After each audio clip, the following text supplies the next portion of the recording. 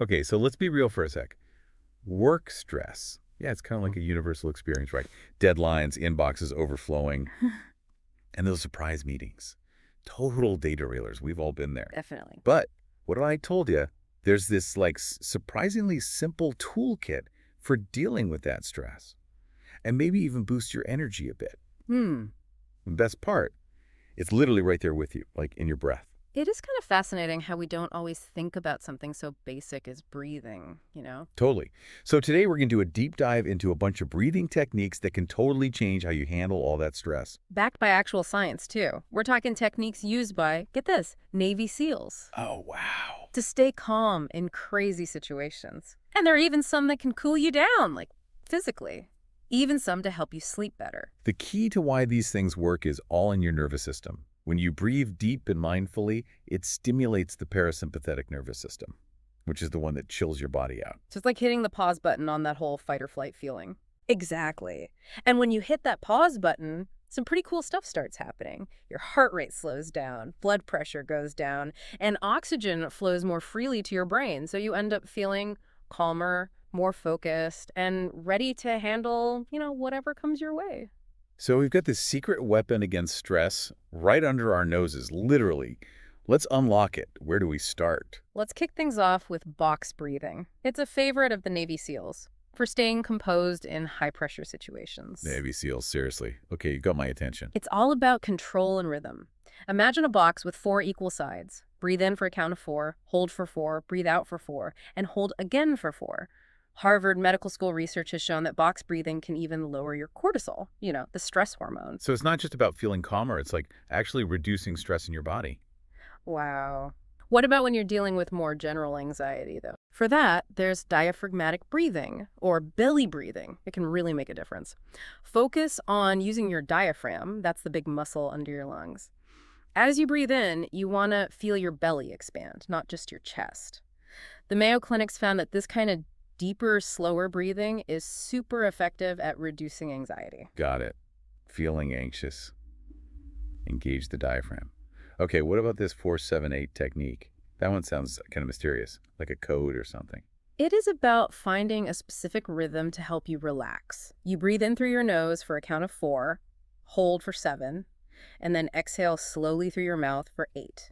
I read somewhere that this one can help with sleep too, right? Yeah, Dr. Andrew Weil's research shows that 478 can actually help you sleep better. So if you're having trouble winding down at night, this might be a good one to try. Okay, cool. What about when you're on the go, like walking to a meeting or on your commute? Is there one that works for that? For sure. Pursed lip breathing. Nice and simple, and you can do it while you're moving around. Breathe in through your nose for a count of 2. Then pucker your lips like you're about to whistle. And breathe out slowly for a count of 4. I can see how regulating your breath like that could be helpful, especially if you're always rushing around. Yeah. The American Lung Association recommends this one to help slow your heart rate down and control your breathing, especially if you're feeling short of breath. Interesting. Okay, this next one sounds a little more, I don't know, mystical. Alternate nostril breathing. It comes from yoga called Nadi Shodhana. You use your fingers to close one nostril, then the other, as you breathe in and out. There's research from the Journal of Clinical Psychiatry suggesting this can actually help balance the two sides of your brain, and that can lead to better focus and concentration. So it's not just for relaxation. It could help with brain power too. That's kind of wild. What if you need something quick to calm down?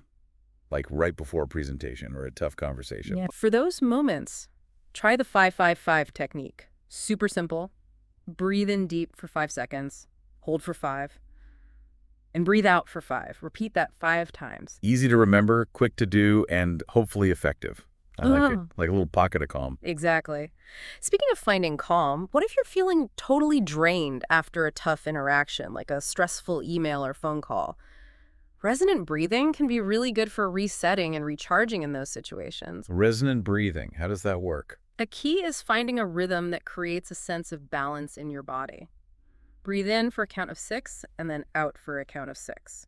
Repeat that for about 5 minutes. So a little longer than some of the others. What's the benefit there? Studies in applied psychophysiology and biofeedback have shown that resonant breathing can actually improve your heart rate variability, which is basically how well your body can relax and deal with stress. So it's not just about calming down in the moment, but getting better at handling stress over time. Exactly. That's It's amazing. like a tune-up for your body to handle stress better. I like that. A tune-up.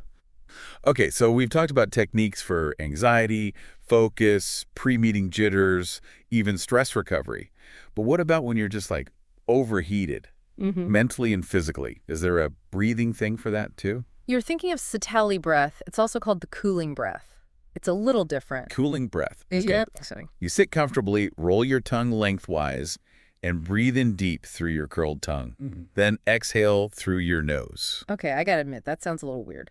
But hey, I'm willing to try anything once, especially if it helps with feeling overheated. It might feel strange at first, but it does work.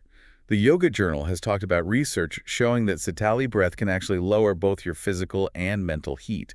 So it's great for dealing with stress and even cooling off on a hot day. Wow, like a built-in air conditioner. I'm definitely gonna try that one. Okay, switching gears a bit. Let's talk about focus. We've all had those days where it's like impossible to concentrate, especially when you're swamped with stuff to do. Is there a breathing technique that can help sharpen focus? Oh, tell me, tell me. Focus is something I'm always working on. Breath counting is a good one. Simple but powerful.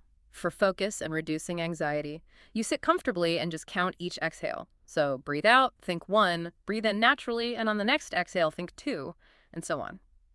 Up to 10, then start again.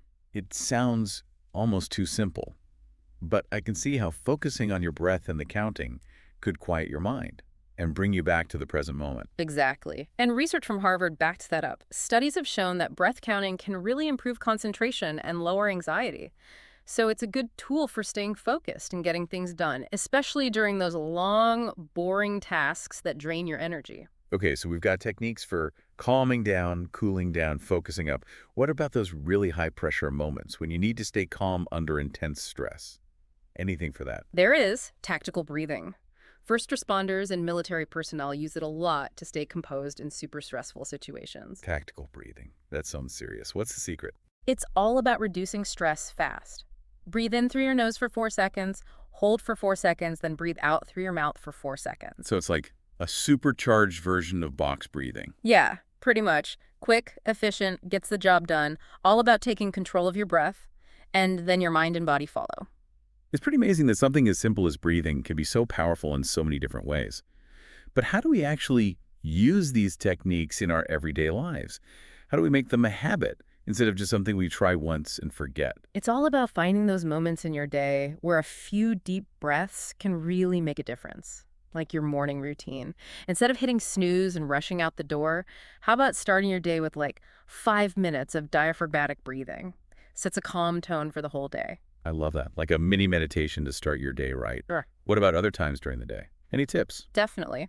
What about those pre-meeting jitters? Instead of letting your nerves take over, try a few rounds of box breathing or 4-7-8 breathing to calm your mind and gather your thoughts. So easy to forget we have these tools to handle those stressful moments. And don't forget about your commute. Whether you're driving, walking, or taking the bus or train, it's a perfect time to practice things like pursed lip breathing or alternate nostril breathing. You can de-stress and get where you're going feeling more relaxed and focused. Nice. Turning your commute into a chance to de-stress instead of adding to it. And the best part is, you can do all of these techniques without anyone even noticing. Like a secret weapon against stress that you can use anywhere. Like a superpower. It's good to know that the more you practice, the easier it gets to use these when you need them. Exactly. Like building a muscle, the more you use it, the stronger it gets. And speaking of science, it's important to remember that these benefits aren't just made up. There's tons of research from places like Harvard and the American Psychological Association that shows they really do work to lower stress, improve your thinking, and even improve your overall health. Wow, it's amazing to think that something as simple as breathing can make such a huge difference. It really is a superpower. So we've gone over 10 awesome breathing techniques, each with its own benefits. What's the main thing you hope our listeners take away from this deep dive? Yeah, it's pretty mind-blowing when you think about it. We have so much control over our own stress just by changing how we breathe. Right. I think the biggest takeaway here is that, we don't have to just let stress happen to us. We can do something about it. And breathing, that's like a key to unlocking that control. Like we've had this built-in stress management system this whole time. and we didn't even realize it. Totally. And anyone can use these techniques. You don't need special equipment or anything. You don't have to be like a yoga master or meditate all the time. You just need your breath and, well, a willingness to try something new. It's funny, right? We think of breathing as this automatic thing. But when you really pay attention to it, when you realize how powerful it can be, it can totally change how you experience stress. For sure. It's like we've been breathing without thinking for so long that we forgot how to really, use it to our advantage. So true. And the more you practice these techniques, the more they just become part of your everyday life, like building up a toolkit to deal with stress. And you can use it anytime, anywhere. Exactly. As you try these out, you'll probably find some work better for you than others, like maybe box breathing is your go-to before a meeting, or Sitali breath for cooling down after a crazy day. The point is to find what works for you and make it your own. It's all about finding your own way to manage stress and having the tools to feel calmer, more focused, more in control, no matter what life throws your way. So as you go through your day, think about your biggest work stressors, those moments that make you feel overwhelmed or anxious or tense, What really sets you off during your day? and then see which of these breathing techniques you want to try first. Even a few deep breaths can make a big difference. Definitely. And the cool thing is, these 10 techniques are just the beginning. There's a whole world of breathing practices out there. Tons to explore. It's a journey, for sure, figuring out what works for you and feeling empowered.